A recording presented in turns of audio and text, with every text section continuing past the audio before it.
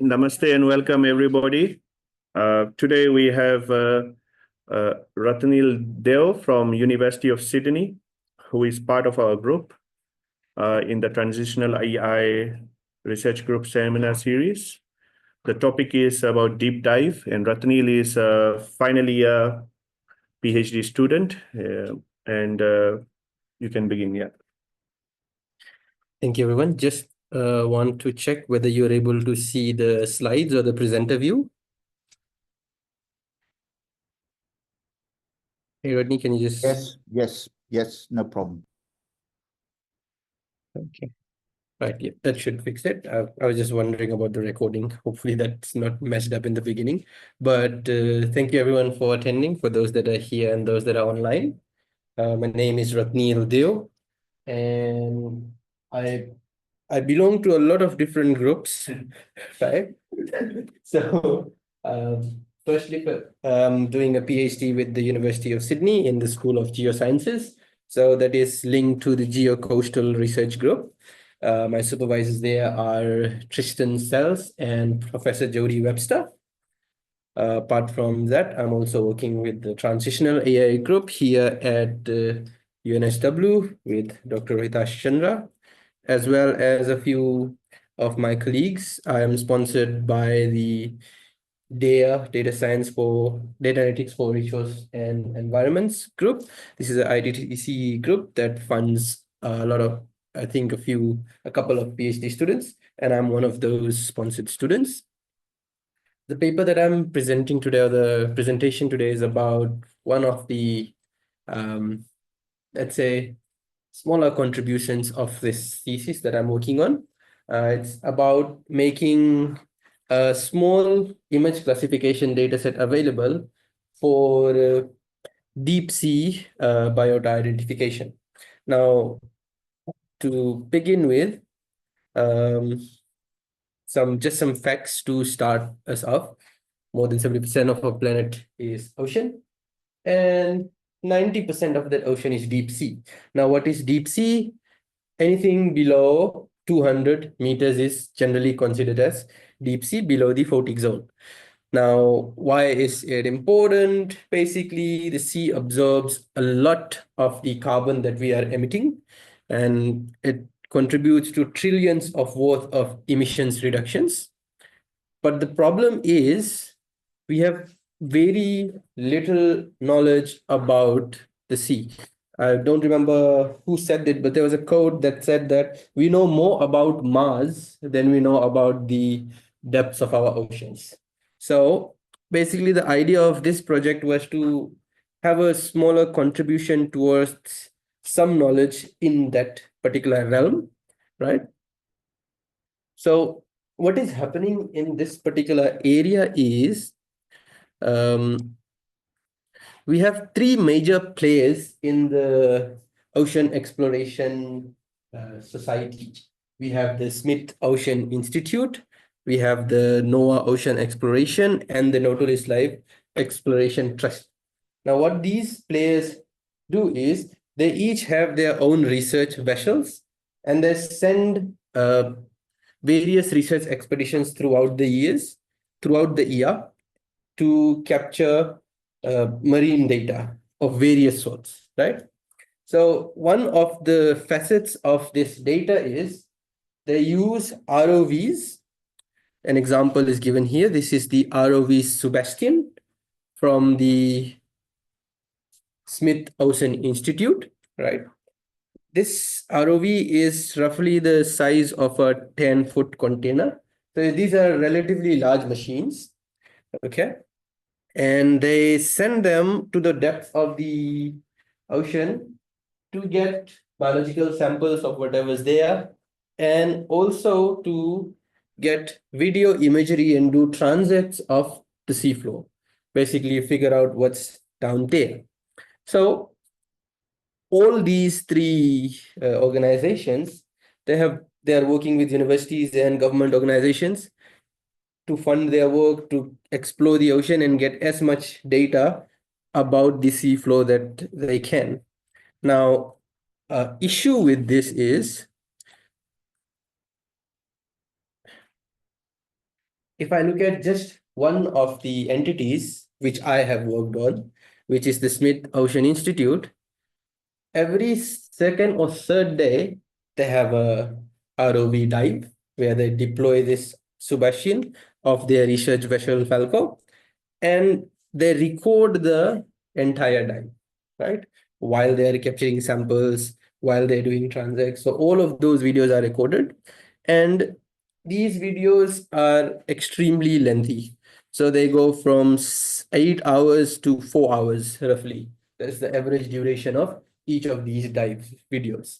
And for anyone that has worked with computer vision, with image work, and with video processing, this is just too much data to work with, to process, right?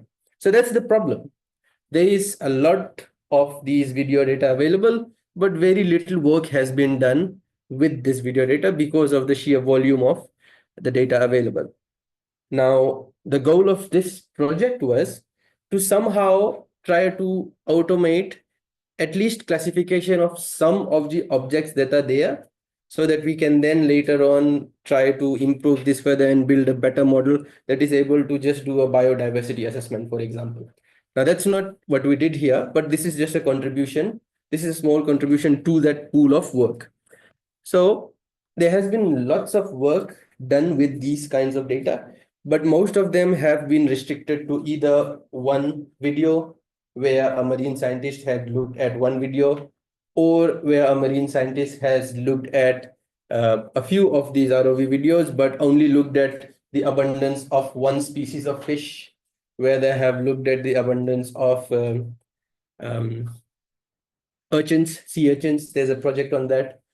Automated the classification of sea urchins from this. I met with a colleague in UWA who worked with classifying large fish from these videos. So there have been a lot of work done on this, but what I'm trying to do is just contribute towards that work. And the idea that we want to do is take this ROV videos that we have, and from there extract a image classification dataset. Okay, generate a quality controlled image classification dataset. In order to do this, you can do this manually as well. Just go to the video, look at an individual frame. If you find an object there, crop it out. That becomes your part of the dataset. Now, in our case, we have used an online image annotation platform, right? That's called Squiddle Plus. This is freely available. So it is freely available, but you have to work with the developers of the tool. And you pretty much upload your data on their servers. And from there, then you are able to look through frames of your image and annotate whatever you find there. And you can then download those annotations. Now, what generally happens in this realm of research is there is a lot of work done on looking at UV transects or transects of videos over shallow coral reefs, where they have just taken a video of a reef just by doing multiple lines across it, and at random intervals taking a screenshot, right? And from that screenshot, because it is such a coral heavy area, they just drop random points on it and then sample however many different corals are there, how many different fish are there, just by deploying random points on it. And that's the data that's available for us on Squiddle Plus. That was initially available for us on Squiddle Plus. Now, that is not useful for the kind of ROV video that we have because of the sparsity of the biota present in that particular sample, right? You will come across one fish and then you'll see sand for a while. Then you'll come across an eel, you'll see sand for a while. You'll see a rock, you'll see a rock for a while, right? So those random sampling, random point dropping didn't actually work. So that was not very useful for us. So what we did was we took the videos, right? This is where the videos come from the ribbon reef system in the Great Barrier Reef. So across the fifth ribbon reef, or the ribbon reef 5, the ROV did transects at 6 different locations, basically different elevations, different features. The goal of this research was not for machine learning. The goal was to identify how the biodiversity and how the biota changes at different parts of the trenches of these corals, right? So this is the shelf edge of the Great Barrier Reef. Basically, this is at around 1,500 meter to 2,000 meter depths, ranging all the way up till a few hundred meter depths. Okay, so these are very deep to relatively shallow. Most of our dives that we looked at, where the lowest was at 600 meters, and the highest depth that we went to was 1,800 meters. Okay, and what we did was, from these videos, once the ROV was at the seafloor, we took screen grabs at every 10-second intervals. Okay, at every 10-second intervals. And from there, we then tried to identify the various organisms that are there. So these just some examples of the kinds of animals that you see. Now, these are yay big shrimps or yay big shrimps in a large 4K image, right? So these are very fine and very hard to look at. But we had 2 students, right, 2 research interns, go through hours and hours of this footage, manually find these individual elements, right, these individual biota. Now, once you spot something, you need to know what it is. So in order to do that, we use the Katami classification guide. This is just a book with a set of images, sample images. If you spot something, you go to this book and try to find that image there. And then you give it that specific label. So that's basically what they did, or what I was also part of. This was a very tedious task. But the idea was, if you find something, try to name it as best as you can, because this is divided into various levels from class, genus, phylum, blah, blah, blah. I'm not too familiar with it, but it has a hierarchical structure. So that's what happened. Identify it. Once you have identified, mark it and crop it out. Right? Mark it, crop it out, and that becomes one of your image. So this entire thing was done around 4,000 times, 5,000 times. Those were the number of 4,200-ish images were identified, right? Now, this is an example of what a screen grab looks like. So you have one screen grab, you may have a very large organism there. You can have a very tiny shrimp there as well. This is basically what you would be seeing. And from there, we generated this data set. Now, if you look, these data sets will have images of higher resolution and smaller resolution as well. But in our pre-processing step, we compressed everything together to a smaller resolution so that it's easy for us to train. So that was the manual human in the loop object detection and dataset curation. This took over 6 months, but we eventually had this deep dive dataset, and that is what we are releasing with this particular paper, right? There are 33 different classes of objects that we have identified, right? I'll show them. And we also have cases where some of the objects in those screen grabs were either very blurry. I don't know how you can tell, but the expert said that that is a prawn. To me, it looks like a blob, but according to the expert, because they have seen this for a long time, they can tell that's a prawn. And a few other things. One was very peculiar. Is at those depths out on the Great Barrier Reef, we also found hands in the video, right? So the amount of pollution is there. So basically, these were some of the quality control measures that were taken. We looked at those photos that were extremely hard to figure out. For example, we know this may be a pond because there was nothing else that was red at that depth, but it doesn't look like a prawn. So we removed that from our data set to get cleaner images, right? So we created our deep dive data set. This is what some of the better images look like. We have fish, we have corals, we have sea stars, sea urchins, eels were pretty common and very vibrant as well. So we had these in total, we had 4,158 images that belong to 62 classes. But once we did our QAs and QC, quality control, we were left with 3,900 images. We ignored around 200 images of 32 different classes. Now, in our quality control, we also made sure that if an image is appearing anytime less, or if an image is appearing less than 15 times in the data set, we ignored it and we removed it from our full data set, because training on just 15 images is very difficult with the resolution of images that we have. So we made that particular call to not include classes that had less than 15 images in our dataset. Anything above 15 we kept.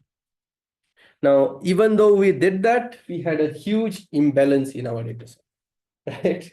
This is to be expected, right? Because of how ROVs sample, right? If you are a fish, if you see a ROV that is bright light, you would generally avoid it, right?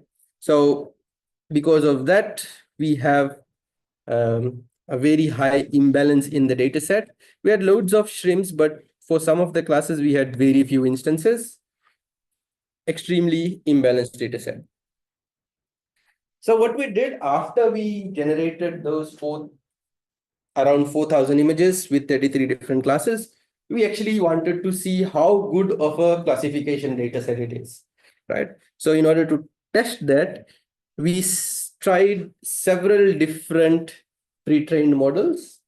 These are all available freely online with their model weights. So I took all of them, right? And then we used our deep dive data set and retrained the classification layer of these models. So these are all deep models.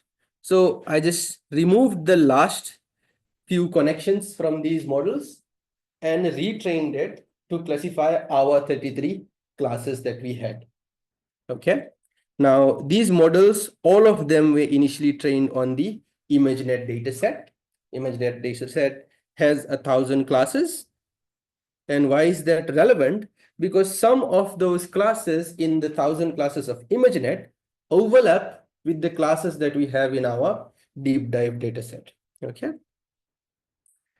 And those are highlighted in this table. So the classes that are highlighted, they are also part of the ImageNet dataset, such as lobsters, sea pens, hermit crabs, right? Now, once we trained all our models, right, we had a training time of 50 epochs with early stopping. That was pretty much okay, because this is just a proof of concept. So we didn't do extensive training. And basically that is the overall framework, from our data capture to generating our data set to then retraining our models to get our trained classifier. We were able to get around 65% classification accuracy with the ResNet model. The others were all doing not great, right? I didn't try to train them for longer because of the early stopping, they would just stop. they wouldn't train for longer because of the resolution of the images and the size of the images. We couldn't improve this further, but these are the results that we get. Now, the interesting finding in this project was, if we look at the prediction per class, right? So some of these class have over 500 images, some of them have only 15 images, right? But the very important class that I would point you towards is the CPEN class. So in our data set, we only found 15 instances of CPENs, right? But when our model was trained and we tested, CPEN was the highest or most accurately, one of the most accurately predicted classes. So this didn't make sense to us initially because we thought that higher number of images would ideally mean more number of or more accuracy. So that's when we re-evaluated the ImageNet dataset, and the ImageNet dataset already had the CPEN class. So the transfer learning actually was proven again in this particular model. We were able to get the full benefits of the transfer learning approach, and we were getting relatively good prediction for most of these classes that were already present in the ImageNet. For the others, we didn't. Hopefully, as part of this dataset, now that it's available, it gets fed into the ImageNet, right? So that the next iteration of these models are able to more accurately predict the additional classes that we are contributing with the Deepdive dataset. So these are some of the questions and comments. It's a very short presentation because, again, this was more of a data paper. We gave more details about how we worked with the data. The methods were mostly just application. It was just reusing some of the existing machine learning methods and just applying it to this field rather. So the dataset is available freely as well on Zenodo, and the code to run a basic classification benchmark on this is available on GitHub, and the paper is also published now, so it's also available online. Before I conclude, just to show you what I'm working on now, it's a bit more in-depth, but the idea is same. We have some images, right? These images are now looking like this. These are coral core images, right?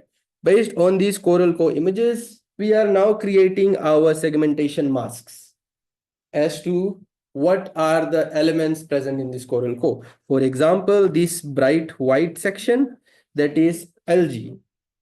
This different section with this bending, with these dark and light colors, this is coral, right?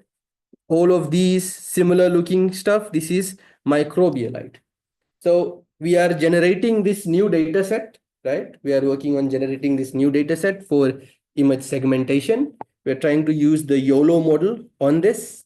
And initial results show that our segmentation is actually doing okay with the coral and the algae class. With the microbialite class, we are not getting good results at the moment. We are trying to fix that by segmenting out more images with microbialite classes. And yeah, hopefully we'll be able to release this data set next and contribute more to the segmentation data. Thank you.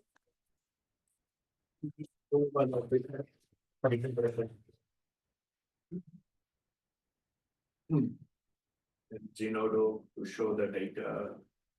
Yeah. Records maybe.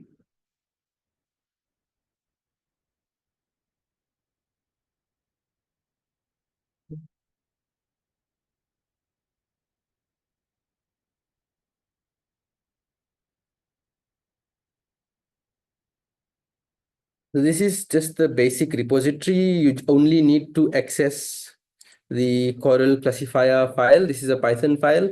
Once you have downloaded the dataset, from here it will be able to load that dataset for you, right? It will load that dataset and generate the classifications using all the 6 different models that I have used, right? So all of the models are there. There are a few additional models as well that I had tried, which had very poor performance, and I chose not to show them in the results, right? But it's a very basic plug and play repository where you want to use any kind of transfer learning, feed it your data, update your models from here. I am retraining the model here by adjusting some of the final few layers, right? Now, in this case, I am not retraining the full model. I'm just retraining the final few layers because there's no point in retraining the whole model, right? So that's the repository. It's a Python file. Unfortunately, I didn't do a notebook for this. I just used the script that worked on the dataset.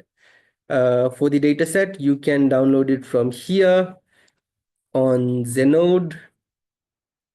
It is already structured in training and testing.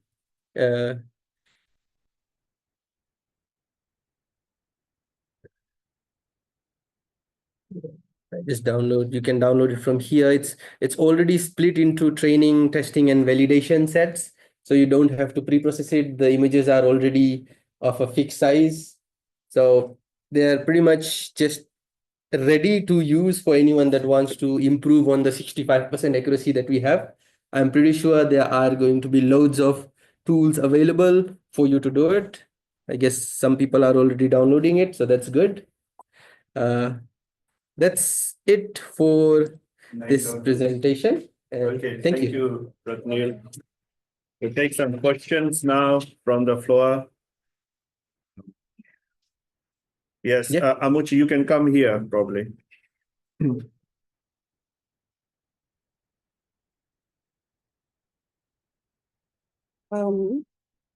Thank you. That was a very wonderful work, and the way you presented them was really well detailed. Somebody that doesn't have knowledge of deep sea will get to understand that. So my first question is this. It's interesting that you said one of the videos takes like 4 hours. I'd like to know like how many videos did you watch to be able to get this? Then which location of the deep sea did you get this information? Aside the time consumption it took you, what was your highest challenge?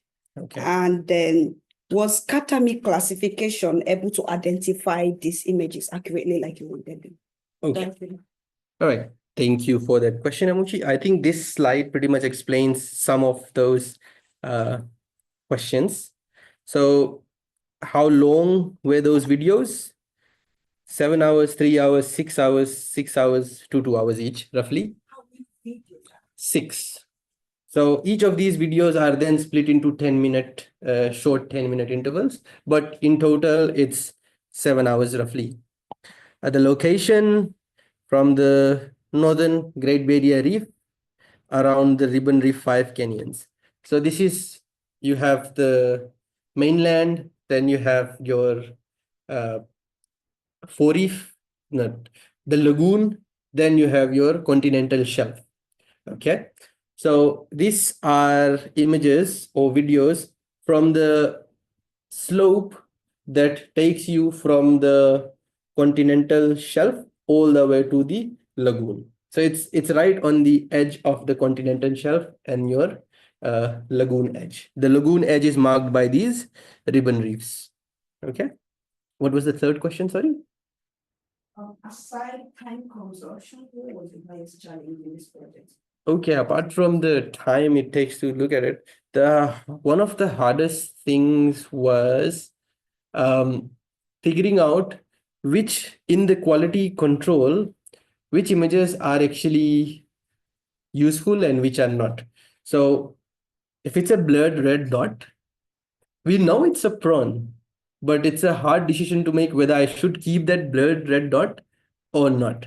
So that was one of the toughest decisions to make, figuring out which ones to keep and which ones to not. The second hard decision was, although we know that 15 images, it's still low, I still wanted to try with, let's say, just 2 images, assuming that the model will be magically able to learn how to identify a object with just 2 images. I wanted to try it, but we couldn't because the model performed really bad on that.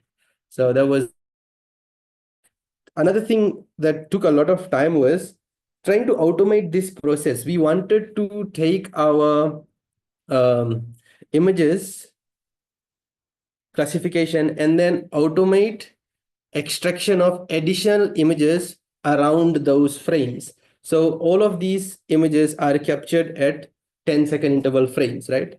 So in this video, if you spot a prawn, that ROV will look at that prawn across, let's say, 10 frames, right? So it would be, I tried to get that location and then track that object around those points and get frames around that area, so that instead of having just one image at that frame, I would have, let's say, 10 images around that frame. But I was not able to do that. I tried it, but I was not able to do that. Yeah. So yeah, that was one of the challenges. Okay, any other question? Yes, no, you guys. Good, you go there. Yeah, okay, yeah. Awesome. Thank you, Ratnil. Really enjoyed that. I don't know where to look here. Yeah. So a couple of questions. First, it was great that you had the anthropogenic detritus in there, but I was kind of surprised there wasn't another category for, say, other organic detritus, like pieces of seaweed or something like that. I would have sort of perhaps naively expected that there'd be all kinds of other stuff floating in the ocean that wasn't animals. So a comment on that would be good. Curious to know why the model that performed best was much better than all of the others, whereas you'd said they were basically trained on all the same data set. So it'd be interesting to know why that was. Was there additional data for that one, or was it just highly over-parameterized? And the final commentary was, is it worthwhile looking at, say, a classifier at genus level rather than species level? Because then you could potentially collapse some of those like low sample species into bigger classes, and maybe it would work better. Yeah, thank you. Okay, so to answer your first question, why didn't we look at other kind of things that were floating around there? We did not find them. Okay. Whatever we found, we actually labeled them and we use those. Second question, why was the model performing? Yeah, so the model is actually a combination of 2 of the previous models. So it's the Inception-ResNet model. It's a combination of the Inception model and the ResNet model. So it's most likely highly parameterized. That's why it performed better.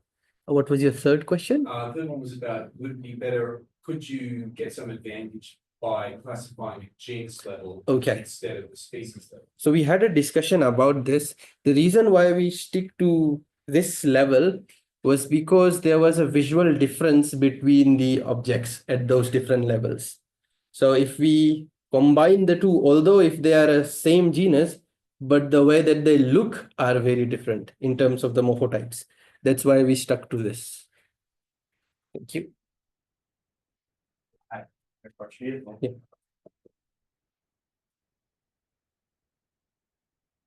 Yeah. So it seems like one of the difficulties is associated with how sparse the species are throughout the video. Yes. Do you have a look at all at, rather than just classifying the cropped images, trying to like detect when you would identify those elements, so we could start classifying some more of the other videos? Yeah, thank you.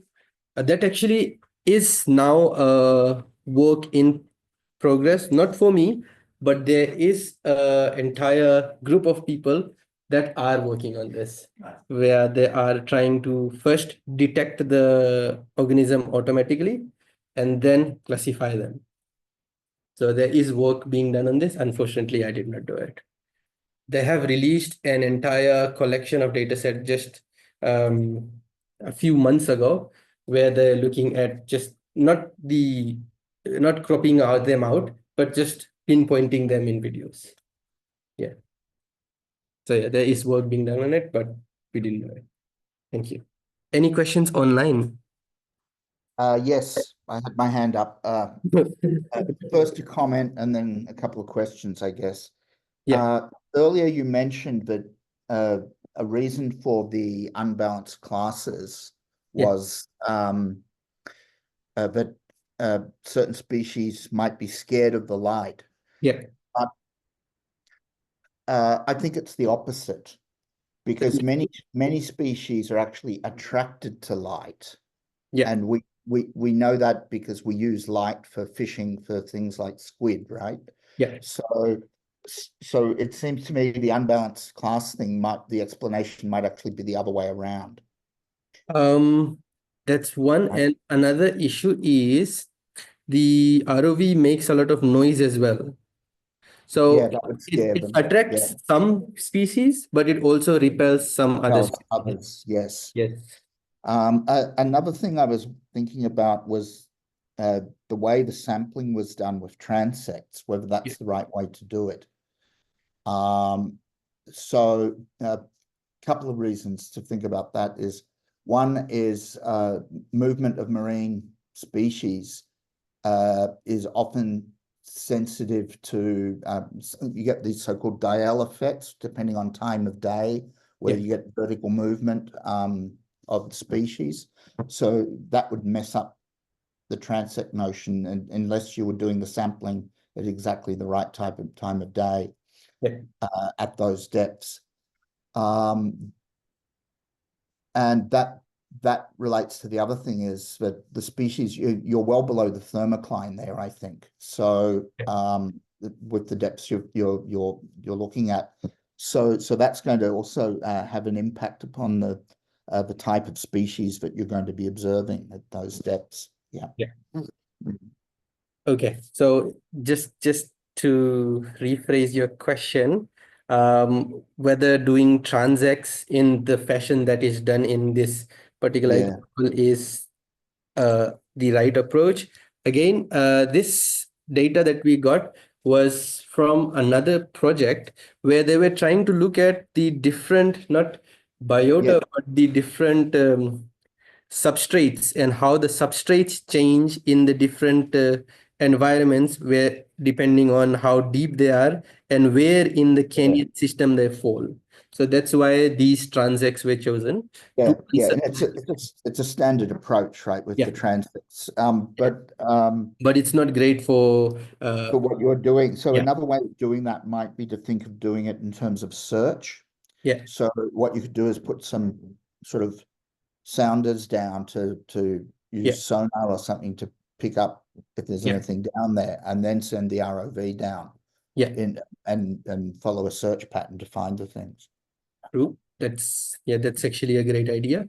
But just to again sum up, in this situation, we did not control how those data were captured. We just used whatever videos that they had. And again, even if someone is trying to extend this work, in order to get that specific criteria for sampling, we will have to then collaborate with the SOI, because all of these projects are funded by SOI and we didn't have any direct connection with them through this project. But now we have some collaborations through Professor Jody Webster. So if anyone is interested that is looking at this video later on, there are options to work on these projects and similar projects later on, where you can change the methodological designs to better suit seeking more different species and getting more image of the actual biota that we want to classify later on. So there is a scope to do that later on. Thanks, Rodney. Okay. Yeah, no problem. Yeah, I'm just messaging someone who might actually be very interested in this but missed the talk. So hopefully you're posting this online. Sure. So yeah. Thank you. What the reason for the class imbalance has to do with the location of the image? It could be. It could be the class imbalance. Now, unfortunately, in these kinds of data sets, you cannot have balanced data set. It's just not how they appear in nature, right?